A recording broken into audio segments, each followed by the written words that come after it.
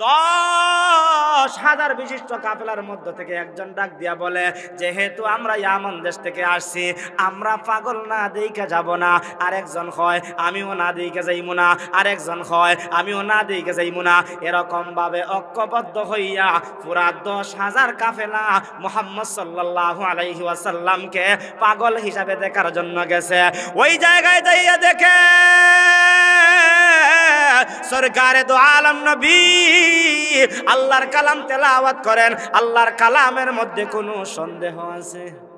আল্লাহর পয়গম্বর মুহাম্মদুর রাসূলুল্লাহ আল্লাহর কালাম যালিকাল কিতাব লা রাইবা ফি আই লা রাইবা শাক্কা ফি, যেই কিতাবের মধ্যে কোনো শক নাই, সন্দেহ নাই, ওই কালামুল্লাহ আমার নবীজি তেলাওয়াত করতেছেন। ওই দে ইয়ামান দেশ থেকে একজন দুইজন কইরা আইতে আইতে 10,000 লোক আসছে। নবীজি তাদের দিকে তাকান না, তিনি তেলাওয়াত করেন ওয়াশ-শামসি ওয়া দুহাহা ওয়াল কামারি ইযা তালাহা ওয়ান নাহারি ইযা জাল্লাহা والليل إذا يغشاها والسماء وما بناها والأرض وما طحاها। সবাই এবার একজন আরেকজনের দিকে তাকায় আর ডাক দিয়া বলে, হায় রে, আবু জেহেল বলল সে পাগল। পাগলের তো এমন কথা হতে পারে না, আমরা তো জীবনে কত পাগলের সঙ্গে সাক্ষাৎ করেছি। তাহলে আরেকজন হয়, মনে হয় সে কবি। আরেকজনে ডাক দিয়া বলে, হা হা, আমরা তো কত কবির কবিতা শুনেছি, কবিতাও তো এরকম হতে পারে না।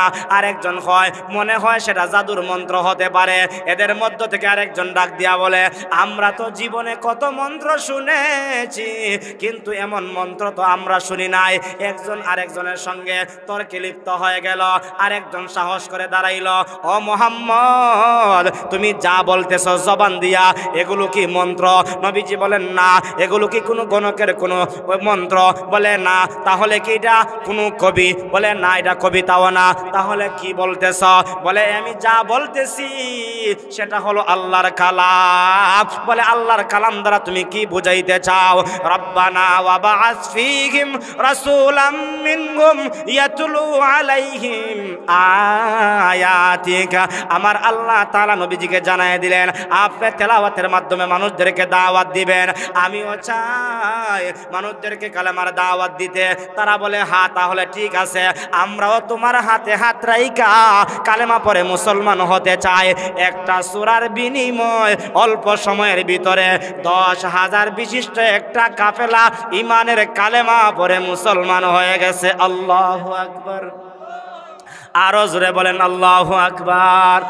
রহমতে আলম নবী, নবী দু জাহান, সাহাবীরা আতর বানায় ওই নবীজির গাম। সাহাবীরা নবীর জন্য জীবন দিয়েছে কুরবান। আল্লাহর নবী কালেমার দাওয়াত দেন, দ্বীনের দাওয়াত দেন, একত্ববাদের দাওয়াত দিয়া সরকারে দো আলম নবীর যখন দল আস্তে আস্তে বড় হইতাছে, একজন দুইজন তিনজন চারজন পাঁচজন 100 200 এরকম ভাবে কালেমা পড়তেছে, মুসলমান হইতেছে। আবু জেহেল চাচার মাথাটা গরম হইতেছে, কিভাবে মুহাম্মদের বিরোধিতা করা যায়, কিভাবে মুহাম্মদকে এরকম ভাবে কালেমার দাওয়াত থেকে বিরত রাখা যায়। যত সময় যায় ডানে লোক কমে, বামে লোক কমে, কিন্তু মুহাম্মদের যত সময় যায় তত লোক খালি বাড়তে থাকে। আর বিরোধী দলের শুধুমাত্র মাথা গরম হইতে থাকে। কিন্তু মাথা গরম হইতে পারবো, কিন্তু তোমার দলের লোক বাড়াইতে পারবা না। কেন পারবা না? তুমি ভ্রান্ত, তুমি ভ্রান্ত। আর মুহাম্মদুর রাসূলুল্লাহ সাল্লাল্লাহু আলাইহি ওয়াসাল্লাম তিনি ছিলেন হকের পথে, সেই জন্য হকের পথে মানুষ আস্তে আস্তে বিরতে থাকে, ঠিক কিনা? এরকম ভাবে সরকারে দো আলম নবী মুহাম্মদুর রাসূলুল্লাহ সাল্লাল্লাহু আলাইহি ওয়াসাল্লাম যখন দেখলেন মুসলমানদের সংখ্যা বাড়তেছে। আল্লাহ তাআলা আমার নবীরে ছেলেও দিছিলেন, মেয়েও দিছিলেন। বর্ণনা অনুযায়ী ছেলের সংখ্যার মধ্যে বর্ণনা আছে, কিন্তু মেয়ে ছিল 4 জন, এতে কোনো সন্দেহ নাই। হযরতে জয়নব, হযরতে রুকাইয়া, হযরতে উম্মে কুলসুম, হযরতে ফাতেমা, 4 জন মেয়ে সন্তান আল্লাহ দান করেছিলেন। ছেলে হিসাবে 3 জন দিয়েছিলেন, কাসিম, তাহির, ইব্রাহিম, 3 জন ছেলে সন্তান আল্লাহ দান করেছিলেন। ছেলেও আছে, মেয়েও আছে, এদেরকে নিয়ে নবীজির সংসার ভালোই চলতেছে। নবীজিকে কেউ এদিক দিয়ে কেউ কোনো কিছু করতে পারে না। এক পর্যায়ে নবীজির একজন ছেলে মারা গেল, এক পর্যায়ে দ্বিতীয় ছেলে মারা গেল। 3 নম্বরের ছেলে যখন মারা যায়, আবু জেহেল হয় তা তো ঠিক আছে, এখন তো মোহাম্মদের ধর্ম আর টিকে রাখবো খে, মোহাম্মদ আছে যতদিন তার ধর্ম আছে ততদিন। জুরে নাউজুবিল্লাহ বলে হয় কিতা আবু জেহেলে, মোহাম্মদের ধর্ম আছে যতদিন, মোহাম্মদ আছে যতদিন তার ধর্ম চলবে ততদিন। কারণ ধর্ম টিকে রাখতে গেলে তো ছেলে সন্তানের দরকার। তার ছেলে দেখো আল্লাহ তার উপরে অসন্তুষ্ট হইয়া ছেলেগুলো নিয়ে নিছে, কিন্তু আল্লাহ তো অসন্তুষ্ট হইয়া নিছেন না। আল্লাহ ছেলে দিছেন, আল্লাহ ছেলে নিয়ে নিছেন। দেওয়ার মালিকও আল্লাহ, নেওয়ার মালিককে আমরা তো হই দেওয়ার মালিক বাবা, হই না নি আমরা? হ্যাঁ, সিলেটটা কি দেখি কত মানুষ, কুমিল্লা, নোয়াখালী, ফেনী, চট্টগ্রাম, ঢাকা, এরপরে রাজশাহী, দিনাজপুর, পাবনা, সিরাজগঞ্জ যা আছে সব জেলা থেকে, বিভাগ থেকে মানুষ আয়। যেভাবে আয় আকর্ষণ কইরা বোঝা যায় ফাক্কা নমাজি, নমাজও পড়ে না, এক তো গুইরা গাইরা যায়, আর যাইবার সময় পেটের মধ্যে বালু লাগায়। বাস্তব দেখছি, বালু লাগাই কেন হয়? বালু লাগাইলে বলে দিবা, খে দিবা। দেওয়ার মালিক কিতা তাইনি না? দেওয়ার মালিক একমাত্র খে। আরো জোরে বলেন, আরো জোরে বলেন, দেওয়ার মালিক কে? সন্তান দেওয়ার মালিক একমাত্র আল্লাহ। সন্তান চাইবো আমি আল্লাহর কাছে, আল্লাহ সন্তান দিবে। পৃথিবীর আর কেউ সন্তান দিতে পারে? নবীজি সাল্লাল্লাহু আলাইহি ওয়াসাল্লামের 3 নম্বরের সন্তান যখন মারা গেল, এবার আস ইবনে ওয়াইল কাট্টা কাফের আমার নবীকে নিয়ে সমালোচনা করতে আরম্ভ করলো। আবু জেহেল সমালোচনা করতে আরম্ভ করলো। উতবা, শাইবা আল্লাহর নবীকে নিয়ে সমালোচনা করতে আরম্ভ করলো। মুহাম্মদ আবতার, মুহাম্মদ নির্বংশ, মুহাম্মদ লেজ কাটা। যা আমরার ভাষায় বুঝি, আমরা কই না নি আটকুরা। আটকুরা আছে না, আমরা গ্রামের ভাষায় কই না নি আটকুরা। কারে কই? যার ছেলেও নাই, মেয়েও নাই, তারে আমরা আটকুরা কই। কিন্তু যার ছেলে আছে, মেয়ে আছে, তারে আমরা আটকুরা বলি না। অথবা ছেলে না থাকলেও, শুধু মেয়ে থাকলেও তারে আটকুরা বলা যায় না। কিন্তু কেন নবীজির ছেলেও ছিল, মেয়েও ছিল, ছেলে আল্লাহ নিয়ে নিছে, আটকুরা নির্বংশ বলে গালি দেয় কেন? হয় দেখবেন তার সাথে যদি বাহিনী দিয়া পারে না, তাহলে অন্য সিস্টেম ধরে, অন্য সিস্টেম দিয়া যদি আটকাইতে না পারে, রাস্তাত আটকাইবার চেষ্টা করে, রাস্তাত আটকাইও যদি না পারে, চৌরাস্তার দ্বারা এক গাইলিয়ায় হয় কিনা। দুইজনে ঝগড়া লাগছে, দুইজনে কিটা লাগছে, ঝগড়া লাগছে। আর ওই বেটা এমন শক্তিশালী একটা ঘুষি দিছে, ওই 3 মাইল দূর ফেলাইছে। এ 3 মাইল দূর গিয়া কয় আজ বিকাল বেলা, বুঝাই বিকাল বেলাই তো এখন লাগছে তোর সাথে ঝগড়া, তুই বিকাল বেলার চিন্তা করছ কিতা বেটা? এখন পারছস না, তুই বিকাল বেলা কেমনে পারবে?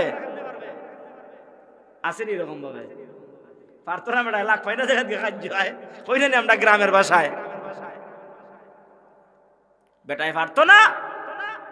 ওই 3 মাইল দূর গিয়া কয় হ্যাঁ আইস বিকালে, এখন একটু শিখাইয়া তার কোনো জ্ঞান নাই। তো আল্লাহর নবীর সঙ্গে মোকাবেলা করে পারে না। আল্লাহর নবীর যত দিক দিয়ে মোকাবেলা করতে চায়, তত দিক দিয়ে তারা হেরে যায়। জিতাইয়া দেন আমার নবীকে কে? আর একটু জোরে কন্যা কে? আরো জোরে বলেন কে? আমার নবীর জিম্মাদার কে? আমার নবীকে হেফাজত করেন আমার আল্লাহ, আমার নবীর জিম্মাদার আমার আল্লাহ। তারা চক্রান্ত করেছে, ষড়যন্ত্র করেছে, তাদের ষড়যন্ত্রকে আমার আল্লাহ ধূলিসাৎ করে দিয়েছে। আর মুহাম্মদুর রাসূলুল্লাহ সাল্লাল্লাহু আলাইহি ওয়াসাল্লামকে আল্লাহ হেফাজত করেছেন। জোরে আওয়াজ দিয়া বলুন আল্লাহু আকবার। কিভাবে হেফাজত করেছেন? মক্কার কাফেররা আল্লাহর নবীকে মারার জন্য, হত্যা করার জন্য চক্রান্ত করছে। দেখবেন মানুষে মারার জন্য চক্রান্ত কখন করে? যখন অতিষ্ঠ হয়ে যায়। অতিষ্ঠ হয়ে গিয়া হয় রে না আর রাখা যাইতো নাই, এই মুহূর্তে তারে মারিলামন লাগবে। তো আল্লাহর নবী যত দিক দিয়ে মোকাবেলা করে কোনো দিক দিয়ে পারে না। এক পর্যায়ে তারা কি করলো, ওয়াইয ইয়ামকুরু বিকাল্লাযীনা কাফারু লিয়ুসবিতুকা আও ইয়াকতুলুকা আও ইউখরিজুক ওয়া ইয়ামকুরুনা ওয়া ইয়ামকুরুল্লাহ ওয়াল্লাহু খায়রুল মাকিরিন। আল্লাহ রাব্বুল আলামিন বলেন, ওই সময়ের কথা স্মরণ করো যেই সময় মক্কার লোকেরা মুহাম্মদুর রাসূলুল্লাহ সাল্লাল্লাহু আলাইহি ওয়াসাল্লামকে নিয়ে চক্রান্ত করেছিল। কিসের চক্রান্ত? এক নম্বরের চক্রান্ত হলো মুহাম্মদকে বন্দী করা হোক, দুই নম্বরের চক্রান্ত হলো মুহাম্মদকে দেশান্তর করা হোক, তিন নম্বরের চক্রান্ত হলো মুহাম্মদকে হত্যা করা হোক। জোরে জোরে আওয়াজ দিয়া বলুন নাউজুবিল্লাহ। বন্দী করবে, দেশান্তর করবে, হত্যা করবে। এই তিনটা কি বালা জিনিস না খারাপ জিনিস? এলাকার মানুষ যদি এলাকা থেকে বার করে দেন, মানুষে বালা কইব নি?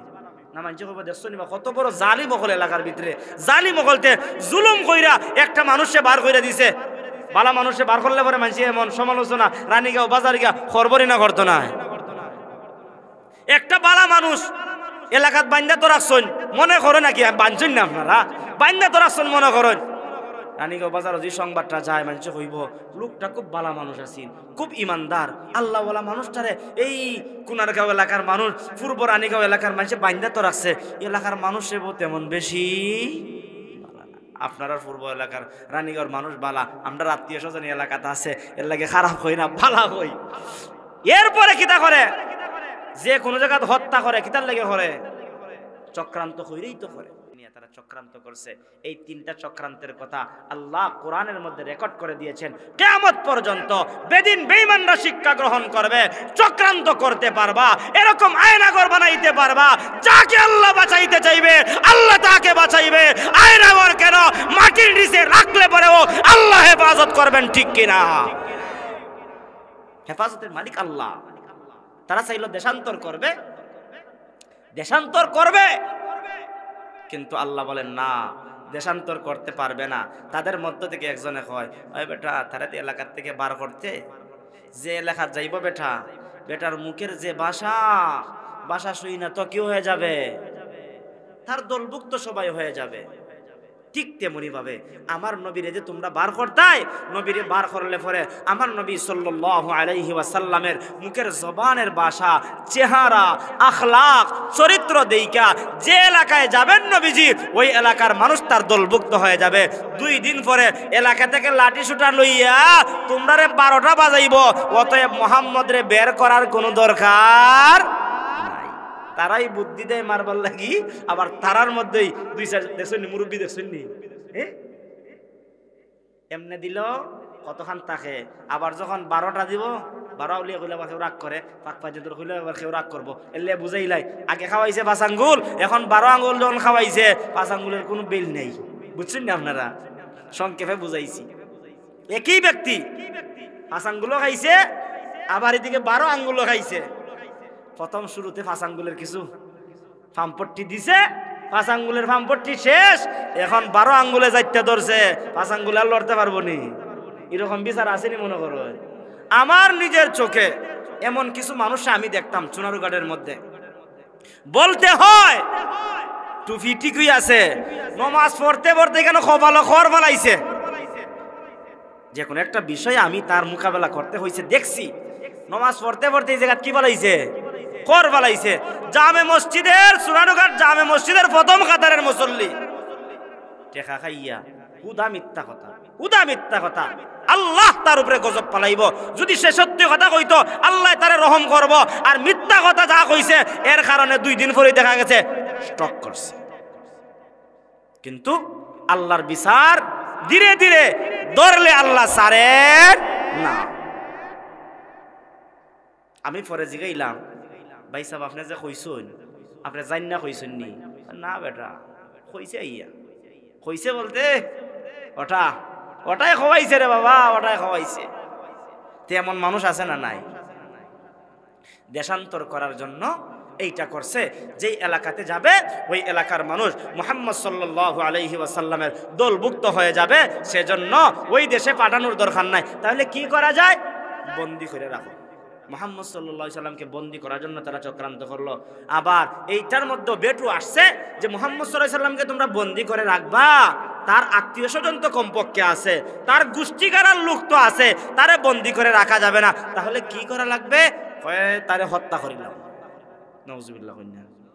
সিদ্ধান্ত শেষ পর্যন্ত তারা কি নিছে? হত্যা করে ফেলবে। ওয়ায়ামকুরুনা ওয়ায়ামকুরুল্লাহ। তোমার চক্রান্ত যেখানে শেষ, আল্লাহর কৌশল সেখান থেকে শুরু। তুমি চাইবা মুহাম্মদুর রাসূলুল্লাহকে দুনিয়া থেকে বিদায় করে ফেলবা, পারবা না, পারবা না। কারণ আমার আল্লাহ তাআলা সবচেয়ে বড় কৌশলওয়ালা। আমার আল্লাহ হেফাজত করেছেন, আমার আল্লাহ নবীকে নিরাপদে মক্কা থেকে মদিনায় পাঠাইছেন, নবীজির কিছুই হয় নাই। তুমি জালেমের এরকম ভাবে নিষ্পেষিত হয়েছো, আর তোমার মতন জালেম যারা জুলুম করবে কিয়ামত পর্যন্ত তাদেরকেও ধ্বংস করবেন কে?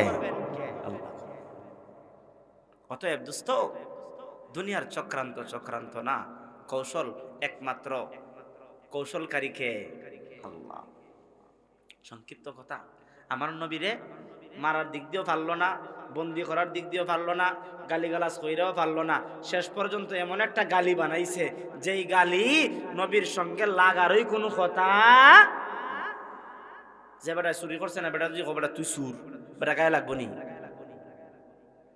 কিন্তু নবীজি সাল্লাল্লাহু আলাইহি ওয়াসাল্লামকে যেই গালিটা আবতার নির্বংশ বলে গালি দিছে, তখন সময় কিছু হালকা দুঃখ লেগেছে নবীজির। কেন লেগেছে? নবী করিম সাল্লাল্লাহু আলাইহি ওয়াসাল্লাম বলেন, তখন সময় আমার কেবলমাত্র 3 নম্বরের সন্তানটা মারা গেছে। একটা মানুষের যখন সন্তান মারা যাবে তখন কি মন মানসিকতা ভালো থাকে? এমনিই তো মনটা খারাপ। আর খারাপ সময় যখন মানুষের সমালোচনা করব, আর এমন সমালোচনা মুহাম্মদের আল্লাহ সন্তান দিছিল, তার আল্লাহ আবার নিয়ে নিছে, তার দ্বারা বোঝা যায় মুহাম্মদের তার আল্লাহ বালা পায় না। এমন ধরনের কথা কইয়া যখন মুহাম্মদ সাল্লাল্লাহু আলাইহি ওয়াসাল্লামকে নিয়ে কটূক্তি করতে আরম্ভ করলো, নবীজির অন্তরের ভিতরে একটা দুঃখ লাগলো, কষ্ট লাগলো। আমার আল্লাহ তাআলা সেই দুঃখকে দূর করার জন্য, সেই দুঃখ থেকে পরিত্রাণ দেওয়ার জন্য আমার আল্লাহ সূরা কাউসার ইন্না আতাইনা সূরা নাজিল করে আল্লাহ জ্বালায় দিলেন। ওগো নবীজি, বেদিন বেঈমানরা আপনাকে গালি দেয়, বেদিন বেঈমানরা আপনাকে নির্বংশ বলে, আপনি নির্বংশ নয়। যারা নির্বংশ বলে তারাই নির্বংশ, যারা আপনাকে লেজ কাটা বলে তারাই লেজ কাটা, যারা আপনাকে বলে আপনার বংশ থাকবে না তাদেরই বংশ থাকবে না। আবু জেহেলের বংশ নাই, কিন্তু আল্লাহ তাআলা মুহাম্মদুর রাসূলুল্লাহর বংশ রেখেছেন। কিয়ামত পর্যন্ত মুহাম্মদুর রাসূলুল্লাহর বংশের লোক কিয়ামত পর্যন্ত থাকবে। নবীর জন্য সাহাবীরা জীবন দিয়েছে, আজও পর্যন্ত নবীর বিরুদ্ধে কেউ কথা বললে মুমিন ইমানদার নবী প্রেমিকরা নবীর জন্য জীবন দিতে প্রস্তুত আছে। জোরে বলুন ঠিক কিনা? বাড়ি কোথায়? নবীজির মক্কায়। বাংলাদেশের মধ্যে হাজারো নবীর প্রেমিক নবীর জন্য জীবন দেয়, আছে না নাই? আবু জেহেলের লেগে কেউ দিছিনি, এখন দিবনি কেউ? নামটাও তো কেউ রাখে না। তারে আল্লাহ তাআলা ধ্বংস করছেন, আর মুহাম্মদুর রাসূলুল্লাহর বাতি আল্লাহ জ্বালাই দিয়েছেন। কিয়ামত পর্যন্ত বাতি জ্বলবে। হাসরের ময়দানেও আমার নবীর বাতি জ্বলে থাকবে। কিয়ামতের পরে হাসরের ময়দান অতিক্রম করার পরে জান্নাতের মধ্যেও আমার নবীর আলো আর বাতি দ্বারা পুরা জান্নাতটাকে আল্লাহ প্রকাশিত করবেন। সুবহানাল্লাহ। সংক্ষিপ্ত কথা, এই সূরা যখন নাজিল হয়ে গেল, আমার নবীজির অন্তরের ভিতরে দুঃখ ছিল, কষ্ট ছিল। আমার নবীজির বারাক্রান্ত হৃদয়টা নবীজি এবার এত বেশি খুশি হয়ে গেছে। কেমনি খুশি হয়ে গেছে? সরকারে দো আলম নবী বলেন, একদিন আমি সাহাবায়ে কেরামের সামনে বসা, হঠাৎ করে আমি নবীজির চোখের মধ্যে একটা তন্দ্রা আসলো। ঘুম না, দেখবেন আমরা উঙ্গাই না নি, অনেক সময় দেখা গেছে বইছি এক জায়গা, অনেকে ওয়াজও উঙ্গায়। নবীজির তন্দ্রা আসছে। সরকারে দো আলম নবী মুহাম্মদুর রাসূলুল্লাহ সাল্লাল্লাহু আলাইহি ওয়াসাল্লামের তন্দ্রা আসার সঙ্গে সঙ্গে আল্লাহ পাক জিবরিল আমিনকে পাঠাইলেন। জিবরিল আমিন আয়েশা নবীকে সালাম দিলেন আর জানায় দিলেন, বিসমিল্লাহির রহমানির রহিম, ইন্না আ'তাইনাকাল কাউসার ফাসাল্লি লিরাব্বিকা ওয়ানহার ইন্না শানিআকা হুয়াল আবতার। ওগো নবীজি, আপনার কাছে সেই সূরা আমার আল্লাহ বলেছেন নাজিল করার জন্য নাজিল করলাম। এবার নবীজির কাছে যখন সেই সূরা নাজিল হয়ে গেল, নবীজি মুস্কি হাসি দিছেন, সাহাবায়ে কেরাম সবাই হতভম্ব হয়ে গেল। একটু আগে দেখলাম নবীজির মনটা বেজার, এবার দেখা যায় নবীজি মুস্কি হাসেন। নবীজি বলেন, সাহাবীরা শুনো, ইতিপূর্বে আমার মনটা খারাপ ছিল বেদিন বেঈমানদের সমালোচনার কারণে, তাদের গালিগালাজের কারণে। এই মুহূর্তে আল্লাহ আমার মনটা খুশি করার জন্য আমার আল্লাহ কাউসার নামক একখানা সূরা নাজিল করে আমার মনটাকে সান্ত্বনা দিয়েছেন। আর আমাকে জানাই দিয়েছেন আল্লাহ আমাকে এমন একটা কাউসার দান করেছেন, যেই কাউসারটা হলো আওলাদে কাসির, 3 সন্তানের বিনিময় আল্লাহ অসংখ্য অগণিত আওলাদের মালিক আমার আল্লাহ বানায় দিয়েছে। সুবহানাল্লাহ। তো আসতেনি আমরা নবীজির রুহানি সন্তান, আমরা নবীজির কি রুহানি সন্তান। আল্লাহ আমাদেরকে রুহানি সন্তানের অন্তর্ভুক্ত করেছেন।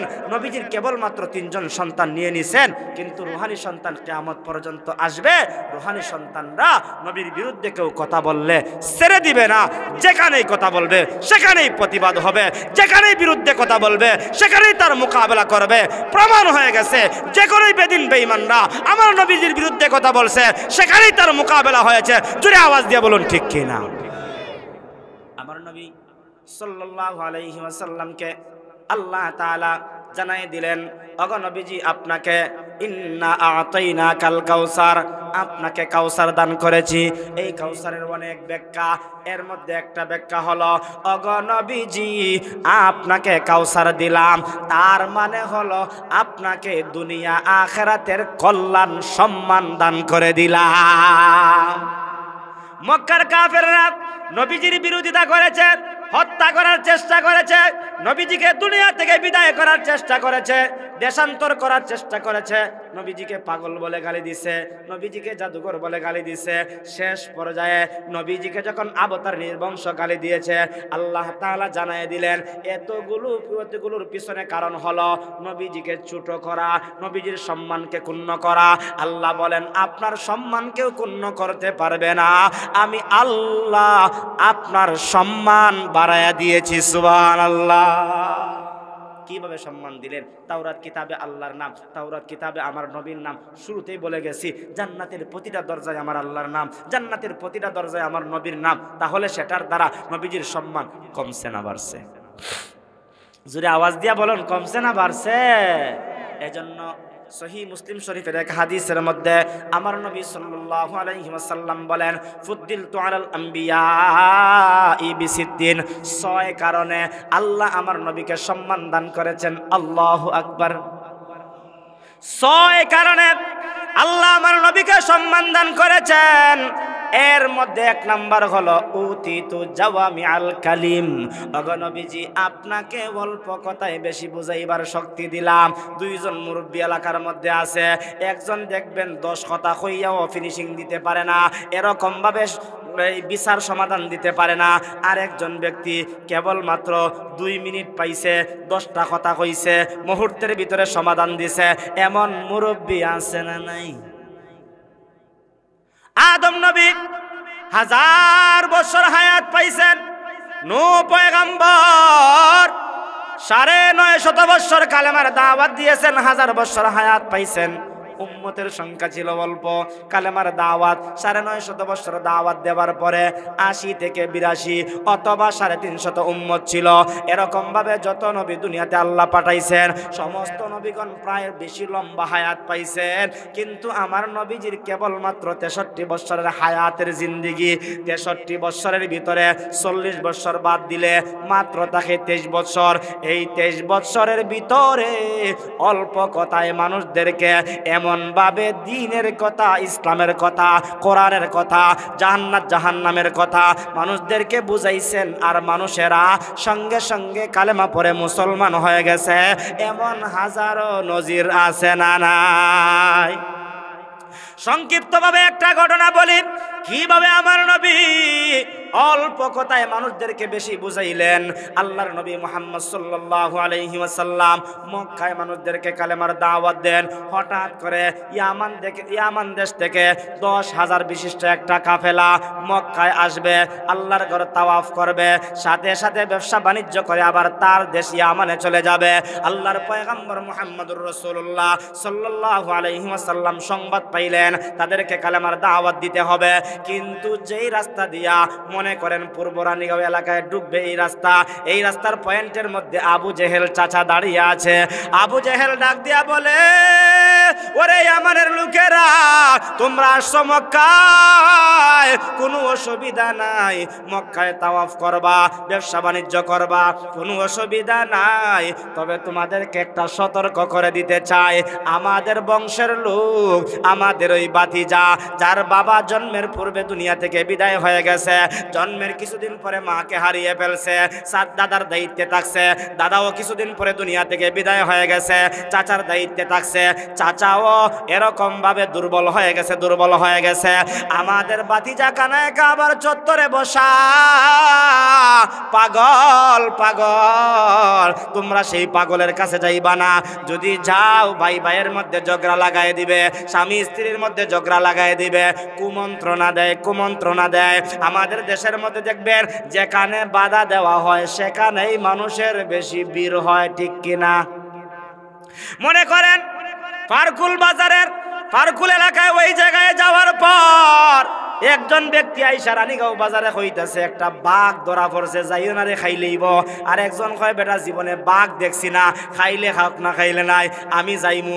একজন কইছে কেবলমাত্র, সাথে আরো 10 জন, 10 জনের দেখা দেখা আর একজন না শুই না বুঝা তার পিছে দৌড়তে 100 জন হয়, আছে না নাই? আল্লাহর পয়গম্বর বলেন, আমি তো তাদের এই সমালোচনা শুনি নাই, আমি আল্লাহর কালাম তেলাওয়াত করি। আবু জেহেল ধোঁকা দিল, তাদেরকে চক্রান্ত করলো, 10,000 বিশিষ্ট কাফেলা আসলো, কাফেলার লোকদেরকে বলল তোমাদেরকে সতর্ক করে দিলাম। 10,000 বিশিষ্ট কাফেলার মধ্য থেকে একজন ডাক দিয়া বলে, যেহেতু আমরা ইয়ামান দেশ থেকে আসছি, আমরা পাগল না দেইকা যাব না। আরেকজন হয় আমিও না দেইকা যাইমু না, আরেকজন হয় আমিও না দেইকা যাইমু না। এরকম ভাবে ঐক্যবদ্ধ হইয়া পুরা 10,000 কাফেলা মুহাম্মদ সাল্লাল্লাহু আলাইহি ওয়াসাল্লামকে পাগল হিসাবে দেখার জন্য গেছে। ওই জায়গায় যাইয়া দেখে সরকারে দো আলম নবী আল্লাহর কালাম তেলাওয়াত করেন। আল্লাহর কালামের মধ্যে কোনো সন্দেহ আছে? আরো জোরে বলেন, সন্দেহ আছে? ও মুসলমান, কোরআনের মধ্যে একটা এরকম ভাবে চম্বক আছে, কোরআনের মধ্যে একটা পাওয়ার আছে, যেই কোরআনের ধাক্কা যেই ব্যক্তির শরীরে লাগে ওই ব্যক্তির জীবন পরিবর্তন করে দেয়। হাজারো নজির আছে, যেই কোরআনের ধাক্কা যেই এলাকার মধ্যে লাগে এলাকার মানুষের জীবন পরিবর্তন হয়ে যায়। মনে করেন আপনাদের কুনারগাঁও মাদ্রাসা থাকার কারণে এই সুবাদে অনেক মানুষ আলেম হয়েছে, হাফেজ হয়েছে, মাওলানা হয়েছে। মাদ্রাসা না থাকলে এত পরিমাণ আলেম আর হাফেজ রানীগাঁও এলাকার মধ্যে পাওয়া যাইতো না। আল্লাহর পয়গম্বর মুহাম্মদুর রাসূলুল্লাহ আল্লাহর কালাম যালিকাল কিতাব লা রাইবা ফি আই লা রাইবা শাক্কা ফি, যেই কিতাবের মধ্যে কোনো শক নাই, সন্দেহ নাই, ওই কালামুল্লাহ আমার নবীজি তেলাওয়াত করতেছেন। ওই দে ইয়ামান দেশ থেকে একজন দুইজন কইরা আইতে 10,000 লোক আসছে। নবীজি তাদের দিকে তাকান না, তিনি তেলাওয়াত করেন ওয়াশ-শামসি ওয়া দুহাহা ওয়াল কামারি ইযা তালাহা ওয়ান নাহারি ইযা জাল্লাহা والليل إذا يغشاها والسماء وما بناها ওয়াল আরদি ওয়া মা তাহাহা। সবাই এবার একজন আরেকজনের দিকে তাকায় আর ডাক দিয়া বলে, হায় রে, আবু জেহেল বলল সে পাগল। পাগলের তো এমন কথা হতে পারে না, আমরা তো জীবনে কত পাগলের সঙ্গে সাক্ষাৎ করেছি। তাহলে আরেকজন হয়, মনে হয় সে কবি। আরেকজনে ডাক দিয়া বলে, হা হা, আমরা তো কত কবির কবিতা শুনেছি, কবিতাও তো এরকম হতে পারে না। আরেকজন হয়, মনে হয় সেটা জাদুর মন্ত্র হতে পারে। এদের মধ্য থেকে আরেকজন ডাক দিয়া বলে, আমরা তো জীবনে কত মন্ত্র শুনেছি, কিন্তু এমন মন্ত্র তো আমরা শুনি নাই। একজন আরেকজনের সঙ্গে তর্কে লিপ্ত হয়ে গেল। আরেকজন সাহস করে দাঁড়াইল, ও মুহাম্মদ, তুমি যা বলতেছ জবান দিয়া, এগুলো কি মন্ত্র? নবীজি বলেন, না। এগুলো কি কোনো গণকের কোনো মন্ত্র? বলে না। তাহলে কি এটা কোনো কবি? বলে না, এটা কবিতাও না। তাহলে কি বলতেছ? বলে আমি যা বলতেছি সেটা হলো আল্লাহর কালাম। বলে আল্লাহর কালাম দ্বারা তুমি কি বুঝাইতে চাও? রব্বানা ওয়া বা'আস ফীহিম রাসূলাম মিনহুম ইয়াতলু আলাইহিম আয়াতিকা। আমার আল্লাহ তাআলা নবীজিকে জানায় দিলেন, আপনি তেলাওয়াতের মাধ্যমে মানুষদেরকে দাওয়াত দিবেন। আমিও চাই মানুষদেরকে কালেমার দাওয়াত দিতে। তারা বলে, হ্যাঁ, তাহলে ঠিক আছে, আমরাও তোমার হাতে হাত রাইখা কালেমা পড়ে মুসলমান হতে চাই। একটা সূরার বিনিময় অল্প সময়ের ভিতরে 10,000 বিশিষ্ট একটা কাফেলা ইমানের কালেমা পড়ে মুসলমান হয়ে গেছে। আল্লাহু আকবার। আরো জোরে বলেন আল্লাহু আকবার। রহমতে আলম নবী, নবী দু জাহান, সাহাবীরা আতর বানায় ওই নবীজির গাম। সাহাবীরা নবীর জন্য জীবন দিয়েছে কুরবান। রহমতে আলম নবী, নবী দু জাহান, সাহাবীরা নবীর জন্য দিয়েছে কুরবান। উস্তুনে হান্নানা ছিল খেজুর গাছের নাম। উস্তুনে হান্নানা ছিল খেজুর গাছের নাম। যেথায় দৌড়ে খুতবা দিতেন রাসূল আকরাম। নবীর বিরহে গাছ, নবীর বিরহে গাছ কান্দিত রহে। অবাক হয়ে দেখলেন সব সাহাবায়ে কেরাম। অবাক হয়ে দেখলেন সব সাহাবায়ে কেরাম। বলো না রহমতে আলম নবী, নবী দু জাহান, সাহাবীরা নবীর জন্য দিয়েছে কুরবান। জোরে আওয়াজ দিয়া বলুন আল্লাহু আকবার। আরো জোরে আওয়াজ দিয়া বলুন আল্লাহু আকবার। চলো চলো চলো মুমিন, চলো নবীর সন্ধানে। নবী বিনে কে তোড়াবে ফুল সিরাত মিজানে, ঠিক কিনা? চলো চলো চলো মুমিন, চলো নবীর সন্ধানে। নবী বিনে কে তোড়াবে ফুল সিরাত মিজানে। শুধুই নবীর উসিলাতে আসলাম মানুষ দুনিয়াতে। তিনি না হইলে আজি আসত কি কেউ ভুবনে। তিনি না হইলে আজি আসত কি কেউ ভুবনে। নবী বিনে কে তোড়াবে ফুল সিরাত মিজানে। চলো চলো চলো মুমিন, চলো নবীর সন্ধানে।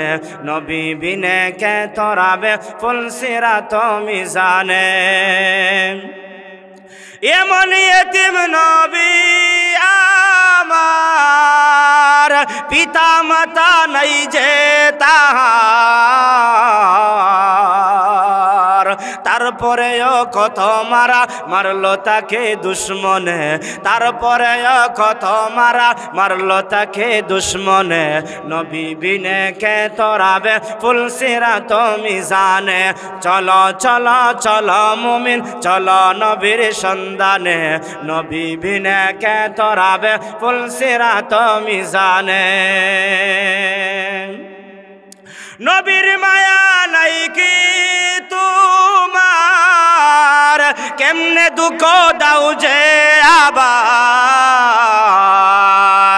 নবীর মায়া নাই কি তোমার, কেমনে দুঃখ দাও যে আবার দুরুদ পর স্মরণ কর প্রথম ঘাটি কাফনে নবী বিনে কে তোরাবে ফুলসিরাত মিজানে চলো চলো চলো মুমিন চলো নবীর সন্ধানে নবী বিনে কে তোরাবে ফুলসিরাত মিজানে জুড়ে বলুন ঠিক কিনা ও মুসলমান ও পূর্বরানীগাঁও এলাকার যুবক বৃদ্ধ বাবা আপনারা যারা বসেছেন আপনাদের অন্তরের ভিতরে নবীর মহব্বত ভালোবাসা আছে না নাই আরো জোরে আওয়াজ দিয়া বলুন আছে না নাই অতএব ওই নবীর মহব্বত ওই নবীর ভালোবাসা তুমি একজন নগণ্য ব্যক্তির অন্তরে যদি থাকে জেনে রাখবা ওই নবী হাসরের কঠিন ময়দানে তোমার জন্য সুপারিশ করবেন আর যার জন্য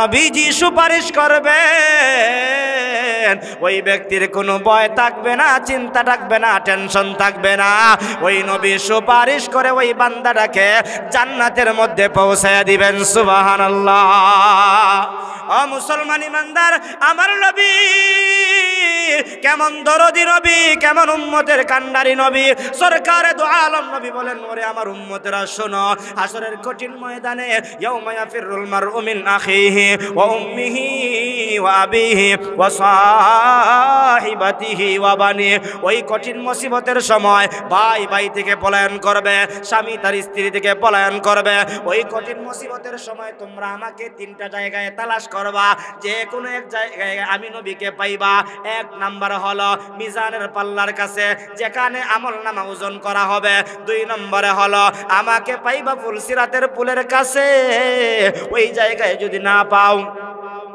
তাহলে আমি নবীকে তোমরা তালাশ করবা হাউজে কাউসারের পারে ওই তিন জায়গা থেকে যে কোনো এক জায়গায় আমি নবী মুহাম্মদ সাল্লাল্লাহু আলাইহি ওয়াসাল্লাম আমার ওই উম্মতের জন্য আমি থাকবো যেই উম্মতেরা আমি দুনিয়া থেকে বিদায় হওয়ার পরে আমার রেখে যাওয়া ইসলামটাকে আঁকড়ে ধরেছে আর ইসলাম মতো জীবনটাকে পরিচালনা করেছে এমন উম্মতদেরকে দেইকা দেইকা আমি নবী হাউজে কাউসারের পানি পান করাইয়া তাদেরকে জান্নাতের মেহমান বানায়া দিব সুবহানাল্লাহ ওই নবীর হাতের হাউজে কাউসারের পানি আমরা পান করতে চাই কি চাই না চাই কারা কারা হাত তুলে দেখাই আল্লাহ আমাদের সবাইকে কবুল করো আমিন মসজিদে নামাজ পড়া দরকার আছে না নাই হ্যাঁ বলে হুজুর সারা রাত ওয়াজ করেন কোনো অসুবিধা কোনো টেনশন নাই শুধুমাত্র আমরা চাই খালি ওয়াজ করেন নামাজের কথা কইলে গিরাই গিরাই ব্যথা কমরে ব্যথা গ্যাস্ট্রিক আলসার ক্যান্সার যত ধরনের যত রোগ আছে এমন রোগের কথা কইয়া বাহানা দিয়া নামাজ সারে এমন মানুষ আছে না নাই আজকের মাহফিল সার্থক হবে যদি আপনি বলতে পারেন যে আমি আজকে থেকে আর নামাজ ছাড়বো না আমার এটা পুরানা অভ্যাস সব জায়গায় মাহফিলের একটু সুযোগ পাইলে এই কথাটা কই নামাজের কথাটা কমপক্ষে নিয়ত করাই আমরা যারা আছি আমরা শেষ পর্যন্ত নামাজ পড়বো তো ইনশাআল্লাহ আল্লাহ যেন আমরা সবাই রে 5 ওয়াক্ত নামাজ জামাতের সঙ্গে আদায় করার তৌফিক দান করেন সবাই বলি আমিন নামাজ আমার সঙ্গী হবে আপনার সঙ্গী হবে আর কেউ আমার সঙ্গী হবে ঘুমের চেয়ে নামাজ ভালো আর তুমি ঘুমাইও না ঠিক মতো পড়িলে নামাজ জান্নাত তোমার ঠিকানা আশেপাশের ভাই বোনেরা জলদি করে উঠে যাও তাড়াতাড়ি ওযু করে নামাজ পড়তে লেগে যাও আহা নবী বেনামাজির শাফাত করিবেন না ঠিক মতো পড়িলে নামাজ জান্নাত তোমার ঠিকানা ঠিক কিনা এমন কিছু মানুষ আছে নামাজ পড়ে না কয় নবী তো সুপারিশ করবা আসেনি কয় নামাজ লাগতো না ওই 8 রশি 10 রশি 12 রশি 15 রশি গেলেই কেন গেলই হইব নামাজ কিচ্ছু লাগতো না এজন্য নামাজ ছাড়া নবীজিও সুপারিশ করবেন না যেই নবীজি দুইজন সাহাবীর কাঁধে ভর দিয়া নামাজে গিয়েছেন জামাতে শরীক হয়েছেন আমরা নবীর উম্মত হইয়া গ্যাস্ট্রিকের অজুহাত দেখাইয়া নামাজ ছাড়ি দেই 5 ওয়াক্ত এমন মানুষ আছে না নাই এজন্য আমরা নামাজ পড়ব তো ইনশাআল্লাহ।